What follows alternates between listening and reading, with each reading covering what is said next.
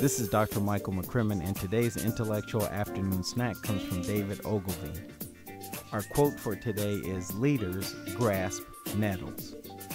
And that's today's intellectual afternoon snack. See you next time.